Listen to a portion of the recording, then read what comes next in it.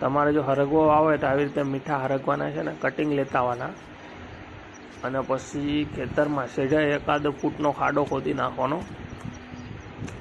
ખાડો ખોદાઈ જાય પછી હરગવાનો જે કટિંગ લાવ્યા હોય ને એને જે જાડો ભાગ રહ્યો ને એ બાજુની સાઈલ ઉખાડી નાખવાની ધીમે ધીમે. આવી રીતે જો સાઈલ ઉખાડી નાખવાની. પછી સાઈલ ઉખડી જાય એટલે એ સાઈલ ઉખાડેલો જાડો ભાગ નીચે રાખવાનો, પતલો ભાગ ઉપર રાખવાનો. પછી ધીમે ધીમે ધીમે ધીમે માટી છે ને ખાડામાં નાખતું રહેવાનું. ઓછી માટી હશે ને તો હું હરગવો હજી મૂળ હટ ફૂટી જાય, એના હટ ફેલાય. પછી તો એકવાર મોટો થઈ ગયો પછી તો આના મૂળ બહુ ફેલાશે. તો આવી રીતે પછી ધીમે ધીમે દાટી દેવાનો, ખાડો બૂરી નાખવાનો આપણો.